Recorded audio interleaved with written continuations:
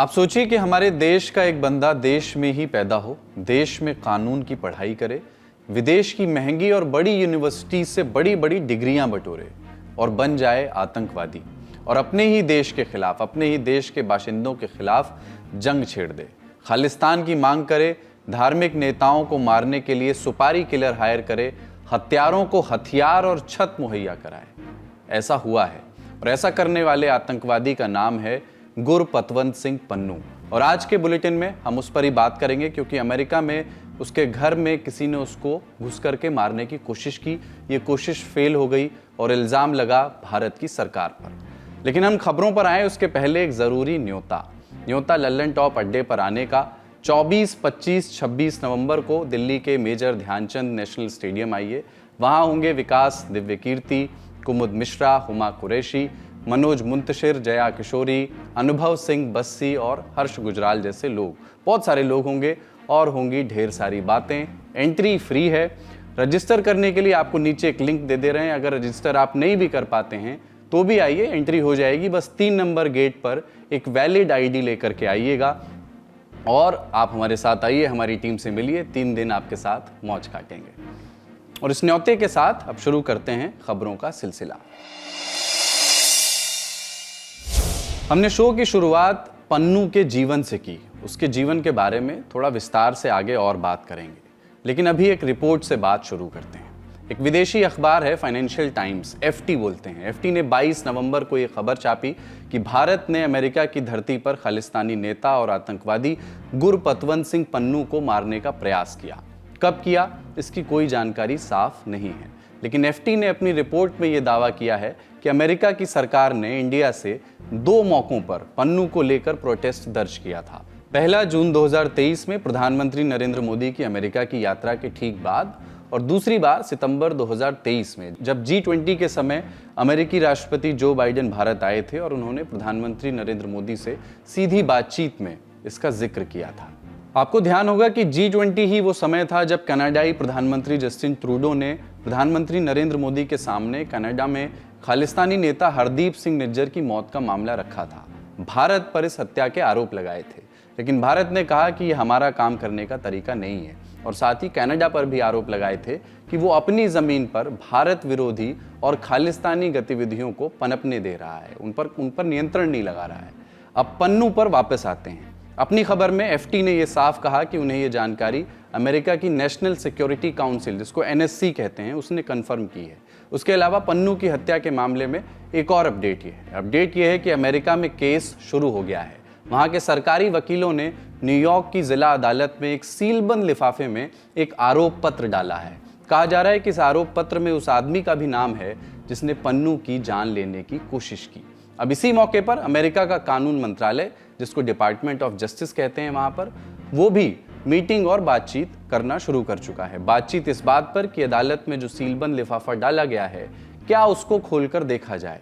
अगर खोल दिया जाएगा तो उस आदमी का नाम सामने आ जाएगा जिसने पन्नू को मारने की कोशिश की थी।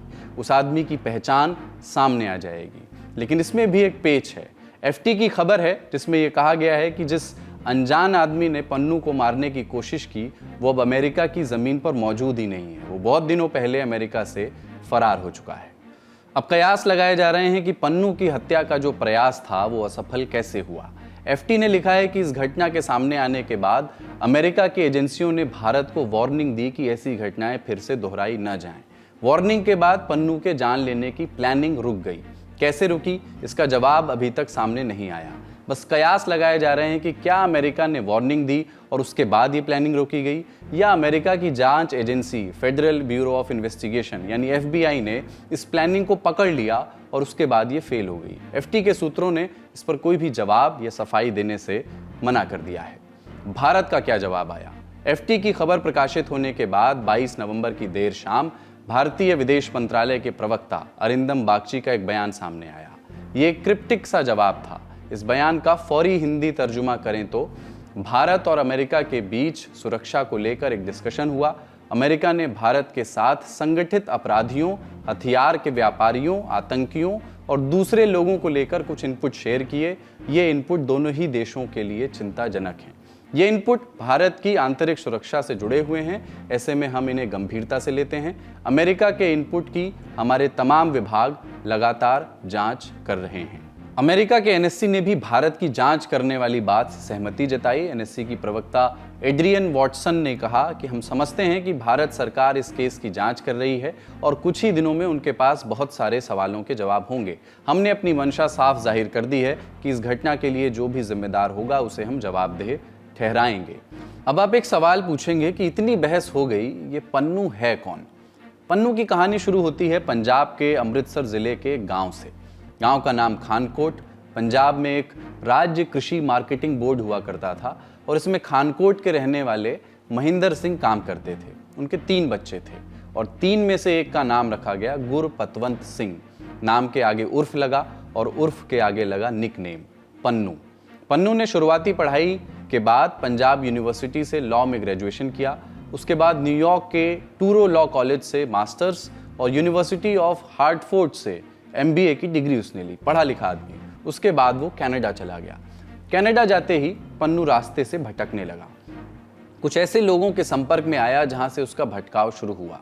वो सिख समुदाय के लिए अलग देश खालिस्तान की मांग वाले रास्ते पर चला गया और उसे साथ मिला पाकिस्तान की खुफिया एजेंसी आईएसआई का। साल 2007 में उसने नींव रखी अपने संगठन की और उसका नाम रखा सिख फॉर जस्टिस यानी एसएफजे। एसएफजे का एजेंडा साफ था। साल 1984 में पूर्व प्रधानमंत्री इंदिरा गांधी की हत्या के बाद देश भर में जो सिखों का कत्ल हुआ था उसका बदला लेना और सिखों के लिए अलग देश यानी खालिस्तान की स्थापना करना। इस एजेंडा को हासिल करने के लिए एसएफजे ने जो रास्ता चुना वो रास्ता हिंसा का था। लेकिन जानकार बताते हैं कि एसएफजे ने अपने तरीकों को खुलकर सामने नहीं रखा। कनाडा के पत्रकार टेरी मिलेस्की ने इंडियन एक्सप्रेस से बातचीत में ये कहा कि पन्नू ने लोगों को एसएफजी का एजेंडा बताया कि बुलेट नहीं है बैलेट है, यानी गोली नहीं वोट की विचारधारा। लेकिन संवैधानिक लोकतंत्र की वकालत करता ये मोटो बस एक चेहरा था, एक मुखौटा था। पीछे तमाम हिंसक संगठनों से हेल्प ली जा रही थी। ऐसे एक संगठन आईएसआई का नाम हम आपको पहले ही बता चुके हैं। लेकिन आईएसआई के साथ पन्नू किस लेवल पर काम करता है, किस तरीके से आईएसआई उसके साथ इन्वॉल्व है और आईएसआई उसकी मदद कैसे कर रहा है, सुनिए पत्रकार अरविंद ओझा को। तो पाकिस्तान की खुफिया एजेंसी ने आईएसआई ने अलग अलग डेस्क होते हैं हर एजेंसीज में, वैसे एक डेस्क सेटअप किया। तकरीबन 2 साल हो चुके हैं। एक जो K2 डेस्क है उसको सेटअप किया है और उस K2 डेस्क का मकसद ये है कि जो इस्लामिक टेररिस्ट हैं, जिहादी हैं और जो खालिस्तानी आतंकी हैं उनको एक प्लेटफॉर्म पर लाया जाए, उनको ज्वाइन किया जाए और उसके बाद भारत में हमले कराए जाए। देखिए, कश्मीर भी एक अधूरा ख्वाब है पाकिस्तान का, पाकिस्तान की खुफिया एजेंसी का, और खालिस्तान भी एक अधूरा ख्वाब है जो कभी पूरा होने वाला नहीं है। लेकिन ये दोनों ऐसे स्टेट हैं, चाहे पंजाब चाहे कश्मीर, बॉर्डर स्टेट के इलाके हैं। जो हिजबुल के कश्मीरी जो टेररिस्ट है जो पाकिस्तान में है, वो ड्रग सप्लाई कर रहे हैं कश्मीर के रास्ते इंडिया। वो खालिस्तानी टेररिस्ट को जाता है, उसके बाद उस ड्रग को पंजाब में बेचा जाता है। उससे जो पैसे आते हैं उससे हथियारों की खरीद फरोख्त हो और उसके बाद टारगेट किलिंग, आतंकवादी हमले कराना। तो ये K2 डेस्क का काम है और K2 डेस्क में पाकिस्तान की खुफिया एजेंसी आईएसआई के जो सबसे तेज तर्रार अफसर हैं उनको वहां पर बिठाया गया है। उनका यही काम होता है। अगर आप देखें तो हाल फिलहाल में जिस तरह से खालिस्तानी एक्टिविटी बढ़ी है, चाहे कनाडा में चाहे अमेरिका में, तो कहीं ना कहीं, और जो विरोध प्रदर्शन होता है भारत की एम्बेसीज पे अलग अलग देशों पे, कहीं ना कहीं उसके पीछे जो K2 डेस्क है उसका ब्रेन है। वो ही ये सारी जो गतिविधियां कराता है या फिर फाइनेंशियल सपोर्ट करना, लोगों को भेजना, ये K2 डेस्क का काम है। पन्नू रहता है मूलतः अमेरिका में, वहाँ की नागरिकता भी है उसके पास और कनाडा की भी है। तो कनाडा में उसका आना जाना लगा रहता है। कनाडा में उसका जो ऑफिस है उसका नाम है शहीद तलविंदर सिंह परमार वोटर सेंटर। नाम को तोड़ कर देखिए, शहीद तलविंदर सिंह कौन? साल 1985 में एयर इंडिया धमाके का मास्टरमाइंड, जिस धमाके में 329 लोग मारे गए थे। और नाम में लगे वोटर सेंटर का मतलब, यानी ये ऑफिस एक रेफरेंडम सेंटर है। इस रेफरेंडम सेंटर का मकसद क्या होगा कि सिख वोट करें और खालिस्तान की स्थापना के लिए एकजुट हों। काम वोट, नाम एक आतंकी के नाम पर। सालों तक पन्नू ने कई मौकों पर खालिस्तान के लिए मुहिम छेड़ी। खबरें बताती हैं कि पन्नू ने आईएसआई की मदद से हिंदुस्तान में हथियार भिजवाए। कैसे? ड्रोन के जरिए। और ये हथियार पाकिस्तान की सीमा से सटे पंजाब के गांवों में ड्रोन के जरिए गिराए गए और आज भी गिराए जाते हैं। कई मौकों पर सुरक्षा एजेंसियां हथियारों के इन खेपों को इंटरसेप्ट करती रहती हैं, जब्त करती रहती हैं। पन्नू और उसके ग्रुप पर भारत सरकार की नजर तिरछी हुई साल 2019 में। इस साल भारत सरकार ने एसएफजे को प्रतिबंधित संगठन घोषित कर दिया। साल 2020 आया, भारत सरकार ने उसे यूएपीए कानून के तहत आतंकवादी घोषित कर दिया। जुलाई 2020 में ही पंजाब पुलिस ने अमृतसर और कपूरथला में उसके खिलाफ राजद्रोह का केस दर्ज किया था। उसके बाद एनआईए ने यूएपीए एक्ट 1967 की धारा 51A के तहत अमृतसर स्थित उसकी अचल संपत्तियों की जब्ती का आदेश भी दे दिया। आपको याद होगा कि साल 2020 में किसान कृषि कानूनों के खिलाफ धरने पर बैठे हुए थे। इस दौरान भी पन्नू एक्टिव हुआ। उसने 30 सितंबर 2020 को घेराव मोदी रैली का आह्वान किया। पन्नू ने दावा किया था कि दिल्ली की रैली के बाद सिख फॉर जस्टिस पंजाब और हरियाणा के किसानों में 10 लाख अमेरिकी डॉलर यानी करीब 7.5 करोड़ रुपए बांटना शुरू करेगा। इससे किसानों के आंदोलन को मजबूती मिलेगी, ऐसा उसका कहना था। 2020 में उसने इंदिरा गांधी की पुण्यतिथि यानी 31 अक्टूबर को पंजाब के छात्रों से स्कूलों, कॉलेजों और यूनिवर्सिटीज़ में खालिस्तान का झंडा फहराने की अपील की। बदले में उसने छात्रों को आईफोन 12 देने की बात कही थी। इसी तरह उसने ऐलान किया था कि जो शख्स भारत के स्वतंत्रता दिवस पर लाल किले पर खालिस्तानी झंडा फहराएगा उसे 5 लाख डॉलर का नगद इनाम दिया जाएगा। पंजाब में ब्लॉक स्तर पर ऐसा करने वालों को उसने 50,000 रुपए देने का ऐलान किया था। वो यहीं नहीं रुका। अप्रैल 2022 में पन्नू ने अपने YouTube चैनल पर ऐलान किया था कि गुरुग्राम से लेकर हरियाणा के अंबाला तक सभी एसपी और डीसी कार्यालयों में खालिस्तानी झंडा फहराया जाएगा। पन्नू ने 29 अप्रैल 2022 को खालिस्तानी दिवस मनाने का ऐलान करते हुए ये दावा किया था कि इस दिन हरियाणा पंजाब का हिस्सा होगा और पंजाब को भारत से मुक्त कराया जाएगा। ये शब्द इस्तेमाल किया था उसने। उसके बाद 16 अप्रैल को गुरुग्राम में भी उसके खिलाफ राजद्रोह का केस दर्ज किया गया।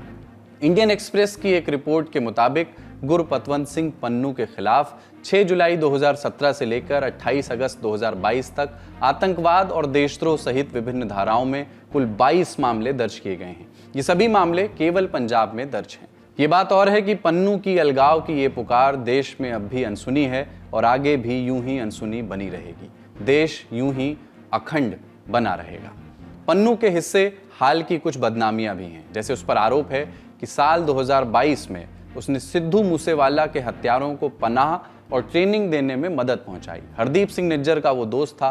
उसकी मौत के बाद सितंबर 2023 में जो इंडिया कनाडा विवाद हुआ, उस समय पन्नू ने गैर सिख भारतीयों को कनाडा छोड़ने की धमकी दी थी और नवंबर 2023 में उसने सिखों से अपील की थी कि वो वर्ल्ड कप फाइनल के दिन यानी 19 नवंबर को दिल्ली के इंदिरा गांधी अंतर्राष्ट्रीय हवाई अड्डे से एयर इंडिया से यात्रा ना करें, उनकी जान को खतरा है। लोगों ने इसका अनुमान लगाया कि पन्नू प्लेन को बम से उड़ाना चाहता है। देश और देश के नागरिक सही सलामत, पन्नू का प्लान एक बार फिर फेल। राष्ट्रीय जांच एजेंसी यानी एनआईए ने इसी घटना के बाद पन्नू पर यूएपीए के तहत केस दर्ज किया। इस दिन पन्नू के इशारे पर दिल्ली में खालिस्तानी नारे लिखने वाला एक व्यक्ति भी पकड़ा गया। उसकी पकड़ पर दिल्ली पुलिस ने और पत्रकारों ने क्या क्या कहा था वो सुनिए। वर्ल्ड कप एक हाई विजिबिलिटी इवेंट था और इनका यही रहता है कि ऐसी जगह पे ग्रेफिटी बनाई जाए या ऐसे दिन चुने जाएं जिससे कि जो इनका सारा एक्ट है वो और ज्यादा हाईलाइट हो। अमाउंट इनको कुछ हजारों में ही मिला था इस इंसिडेंट में, लेकिन इसको जो मेन लालच दिया गया था वो ये था कि ये कुछ अभी बड़ा एक आधी जगह पे ग्रेफिटी बना के हाई वैल्यू टारगेट पे या हाई वैल्यू ट्रैक्शन डे पे उसने बोला था कि तू नेपाल चले जाना और नेपाल से किसी तरीके से वो उसको कोशिश करेगा कि वो कनाडा में आ सके। पन्नू की बात की जाए तो पन्नू की हाल फिलहाल में दिल्ली के अलावा पंजाब हरियाणा में थोड़ी बहुत एक्टिविटी दिखी है। हालांकि वो प्रोपेगेंडा वीडियो रिलीज करता है, लेकिन दीवारों पर स्लोगन लिखवाना, G20 के दौरान सितंबर की जहां तक मुझे बात याद है कि वो नॉर्थ दिल्ली के फ्लाईओवर पर उसने लिखवाया स्लोगन खालिस्तान के समर्थन में, एंटी इंडिया, जिसके बाद स्पेशल सेल ने बकायदा लंबी तहकीकात के बाद कुरुक्षेत्र से एक शख्स को गिरफ्तार किया। उसको पन्नू ने लालच दिया था कि विदेश में सेटल करा देंगे, तो इस वजह से उसने वो स्लोगन लिखा। इसके पहले दिल्ली के मेट्रो स्टेशन पर, वेस्ट दिल्ली इलाके में कई जगह पर लिखा गया था, उसमें दिल्ली पुलिस स्पेशल सेल ने पकड़ा तो पता चला कि उनको भी लालच दिया गया था और पैसे देने का, और बाकायदा जो टेलीग्राम है या फिर सिग्नल है उसके जरिए पन्नू इन लोगों से जुड़ता है। लेकिन बड़े पैमाने पर अभी तक की अगर बात की जाए तो जो पाकिस्तान की खुफिया एजेंसी आईएसआई का K2 डेस्क या पन्नू, वो पूरी तरह से फ्लॉप है, फेल है, क्योंकि उनकी बात को खास तौर से भारत के न तो मुस्लिम ही बहुत स्वीकार करते हैं, न सीरियस लेते हैं, और न भारत के जो सिख कम्युनिटी के लोग हैं वो बहुत सीरियसली नहीं लेते।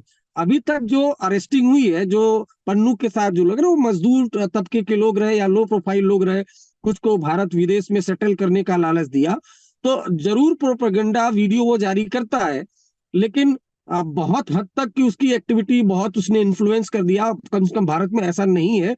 हाँ, कनाडा में और बहुत ऐसे देश है जहां पर वो अलग खालिस्तान की मांग को लेकर रेफरेंडम चलाता है, वोटिंग कराता है। लेकिन आतंकी पन्नू का अपने हत्या के प्रयासों पर क्या कहना है? उसने एफटी से बातचीत में कहा कि भारत के लोग जो अमेरिका की ज़मीन पर मेरी जान को नुकसान पहुंचाना चाहते हैं, बेहतर होगा कि इसका जवाब अमेरिका की सरकार ही दे, क्योंकि अमेरिका की ज़मीन पर अमेरिकी नागरिक की ज़िंदगी को खतरा अमेरिका को खतरा है, और मुझे भरोसा है कि बाइडेन सरकार ऐसी किसी भी स्थिति से निपटने के लिए बहुत काबिल है।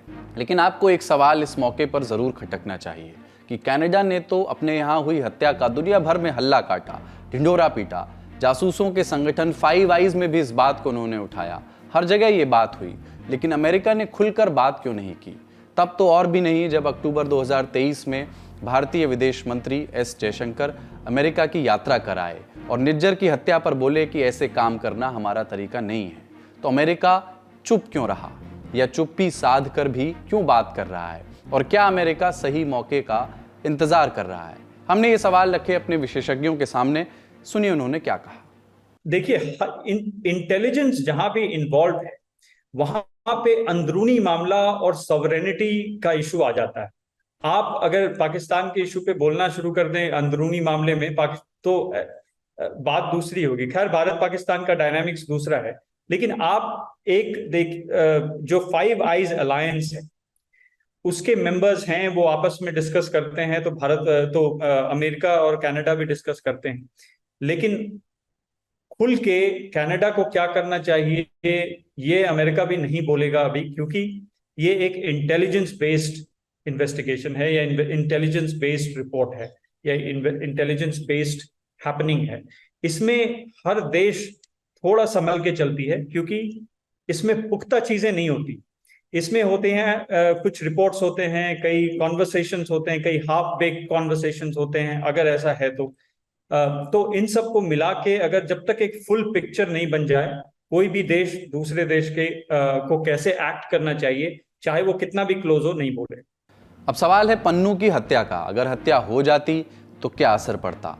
देखिए, इस मसले को आप किस तरीके से देखते हैं इस पर डिपेंड करता है कि आपको कौन किस तरफ दिख रहा है, या फिर यूएस और कनाडा जो आपको एक तरफ दिख रहे हैं, या भारत एक तरफ अकेला आपको दिख रहा है, ये देखने का नजरिया है। लेकिन हाँ, अगर जो ये बात कहता है कि भारत और अमेरिका बहुत नजदीक है, वो ये भी जानेगा कि अमेरिका और कनाडा कितने नजदीक है। तो ये उनकी जो एक पार्टनरशिप है, जो उनका द्विपक्षीय संबंध है, बहुत पुराना है, 150 100 साल पुराना है उनका। और अगर आप अभी भी जाके अगर यूएस स्टेट डिपार्टमेंट की जो वेबसाइट है उस पर अगर फैक्ट शीट को देखें, तो उसमें वो कहते हैं कि वो उनका सबसे क्लोजेस्ट एक तरीके से अलाई है, और उनकी जो पार्टनरशिप है बहुत ज्यादा मोस्ट कॉम्प्रिहेंसिव बताते हैं वो। तो 150 साल, और सच में अगर आप देखिए तो उन्होंने 2 विश्व युद्ध जो थे वो साथ लड़े हैं, और उसके बाद भी जो कोल्ड वॉर था, या फिर कोई किसी भी अगर जगह में अगर अमेरिका है तो उसके पीछे कनाडा रहा है, चाहे वो अफगानिस्तान हो, चाहे वो मिडिल ईस्ट हो, चाहे वो आज यूक्रेन हो, आपको हर जगह दोनों देश साथ दिखेंगे। हाँ, लेकिन अगर आप भारत और अमेरिका के संबंधों की बात करेंगे तो वो एक अलग तरीके के संबंध है, और जिस तरीके से अमेरिका भी इस पूरे मसले को अप्रोच कर रहा है, वो बहुत कॉशियसली अप्रोच कर रहा है। अगर आप पूरे एक टाइमलाइन देखें किस तरीके से अमेरिका वो हमारे पास आया इस चीज को लेके, वो बहुत ही उसमें भी एक बहुत ज्यादा प्रैक्टिकलिटी थी, एक एक व्यवहारिक, उसको पता था कि इसके इम्प्लीकेशंस क्या हो सकते हैं, तो उसने इस चीज की सेंसिटिविटी को समझते हुए हमें ये इन्फॉर्मेशन पास ऑन की, और हमने भी उसको उस तरीके से एक्सेप्ट किया है, बोल के कि हम इसमें देखेंगे, हमने अगर इन्वेस्टिगेशन की जरूरत होगी तो हम इसको देख रहे हैं। तो हमारा हम भी काफी मैच्योरली बिहेव कर रहे हैं, और अमेरिका भी इस मामले में काफी मैच्योरली वो प्रोसीड कर रहा है। कनाडा के संबंध में अगर आप देखें तो देखिए, एक इन्वेस्टिगेशन जो है अभी शायद चल रही है, और भारत ने ऐसा कहा है कि वो फुली कोऑपरेट करेगा उस इन्वेस्टिगेशन में। तो देखा जाए कि क्या होता है। लेकिन इससे पहले कनाडा के रिलेशंस आप देखें तो बाकी चीजें नॉर्मली चल रही हैं। आप उनके डिफेंस अटैचे, उनकी डिफेंस एक टीम आई थी जो भारत में यहाँ विजिट करके काम करके वापस गई हैं।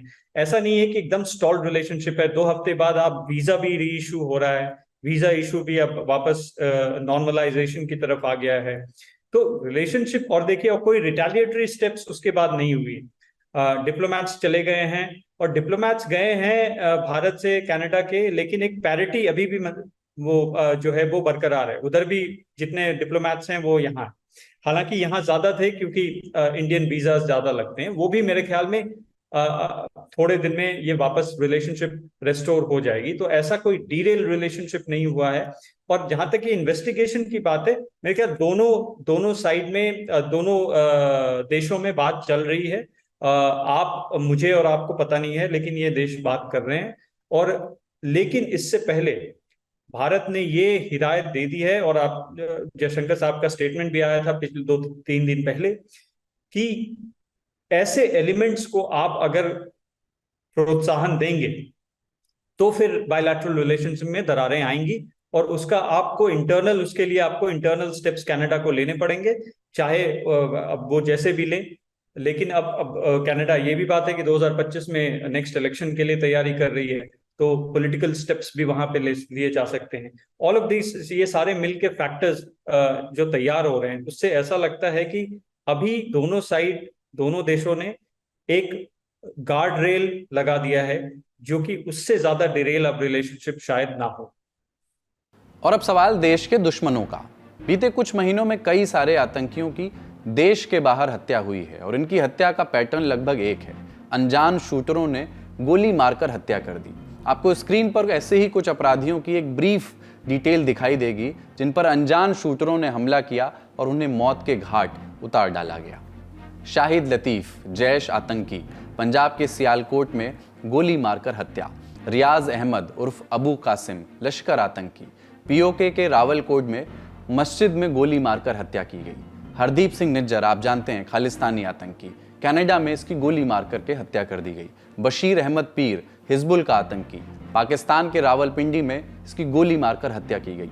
सैयद खालिद राजा, अल बदर का आतंकी, पाकिस्तान के कराची में इसकी भी गोली मारकर हत्या की गई। मिस्त्री जहूर इब्राहिम, जैश आतंकी, पाकिस्तान के कराची में गोली मारकर हत्या की गई। जहूर इब्राहिम उन कुछ लोगों में शामिल था जिन्होंने इंडियन एयरलाइंस के जहाज IC-814 को हाईजैक किया था। परमजीत सिंह पंजवार, खालिस्तानी आतंकी, पाकिस्तान के लाहौर में गोली मारकर हत्या की गई। लाल मोहम्मद, ISI एजेंट, दाऊद का करीबी, नेपाल के काठमांडू में गोली मारकर इसकी भी हत्या कर दी गई। काठमांडू के बाहरी इलाके में हुई इस हत्या का CCTV वीडियो भी बहुत वायरल हुआ था, जिसमें हत्यारों ने एक कार के चारों ओर घूम घूम कर लाल मोहम्मद पर गोलियां बरसाईं और उसे मौत के घाट उतार दिया था। इन सभी मौतों में कुछ बातें कॉमन हैं। ये सभी मौतें साल 2022 और साल 2023 के दरमियान हुई हैं। ये सभी लोग भारत की जांच और खुफिया एजेंसियों के रडार पर थे। इन सभी हत्याओं में, इन सभी मौतों में कुछ बातें कॉमन हैं। ये सारी हत्याएं साल 2022 और साल 2023 के दरमियान की गई हैं। ये सभी लोग भारत की जांच और खुफिया एजेंसियों के रडार पर थे, जितने भी लोग मारे गए। और ये सभी हत्याएं अनजान शूटरों ने नज़दीक से गोली मारकर की, क्लोज रेंज से गोली मारकर अनजान शूटर्स ने इन लोगों को मारा। इसके अलावा 3 और आतंकवादियों की जान लेने की कोशिश हुई। साल 2019 में जैश के सरगना मौलाना मसूद अजहर पर पेशावर में हमला हुआ। बहुत बड़ा धमाका था। इस हमले में मसूद अजहर घायल हुआ, लेकिन जिंदा बच गया। साल 2021 में लश्कर तैयबा के मालिक हाफिज सईद और उसके बेटे तलहा सईद के घर के पास एक बहुत बड़ा धमाका हुआ। इस हमले में दोनों बाल बाल बच गए। इन हमलों का आरोप भी लगा अनजान शूटरों पर। ये बातें देखकर आप एक राय बना सकते हैं कि कोई तो है जो इन अनजान शूटर्स को सूचना और टारगेट दोनों मुहैया करा रहा है। हमें उम्मीद है कि पन्नू को उसके जस्टिस तक पहुंचाया जाए और ऐसी हर मुहिम को डिरेल किया जाए जो आतंकवाद को बढ़ावा देती हो, युवाओं को भ्रमित करती हो। आज के शो में इतना ही और चलते चलते बुलावा एक बार फिर। आ जाइए हमारे अड्डे पर, लल्लन टॉप अड्डे पर। तारीख है 24, 25 और 26 नवंबर यानी 3 दिन 2023। समय है दिन में 11 बजे से शाम 8 बजे तक और जगह है दिल्ली का major Dhyan Chand national stadium. Gate number 3 से एंट्री है। आ जाइए, मिलेंगे, सुनेंगे, गुनेंगे। जिंदगी 365 दिन बहुत बिजी रहने वाली है, लेकिन लल्लन टॉप अड्डा सिर्फ 3 दिन रहने वाला है, 24, 25 और 26 नवंबर 2023। पहुंचिए दिल्ली के मेजर ध्यानचंद नेशनल स्टेडियम में। एंट्री फ्री है। सिर्फ आपको लल्लन टॉप की ऐप या वेबसाइट पर एक बैनर पर क्लिक करके रजिस्ट्रेशन कराना होगा।